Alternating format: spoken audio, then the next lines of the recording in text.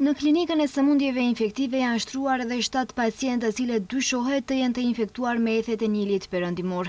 Siç bëri me dje drejtori i klinikës Fadil Cana, tek këta pacientë ende nuk është konfirmuar në mënyrë laboratorike se janë me virusin e Nilit, por ekziston, siç tha, teoria e probabilitetit që të jenë me këtë virus.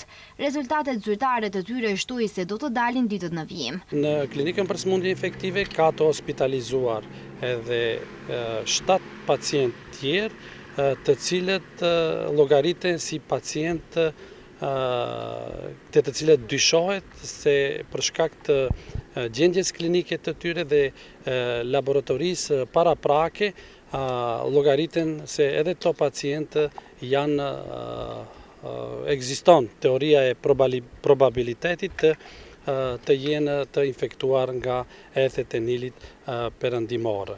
Të këto pacientë në vijim janë metodat diagnostifikuese laboratorike, të cilat priten ditët në vijim, edhe megjithse për krah laboratorisë, e cila është një metodë e cila kërkon kohë për diagnostifikim, pacientët e njëjtë janë të shtruar në klinikën për sëmundje infektive dhe trajtohen sikur të jenë të përdoftuar në mënyrë laboratorike.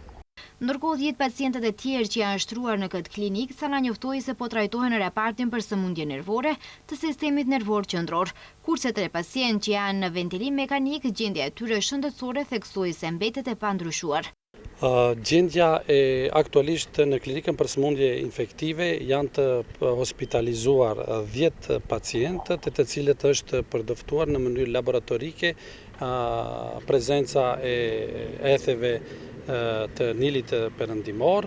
Nga këto 10 pacientë, 3 pacientë janë në gjendje kritike dhe gjenden në ventilim mekanik. Ndërsa në njoftimin zyrtar të Ministrisë së Shëndetësisë thuhet se në klinikën e sëmundjeve infektive është evidentuar një rast i ri dyshuar, po kryhen ekzaminimet e nevojshme për konfirmimin laboratorik ose përjashtimin e sëmundjes.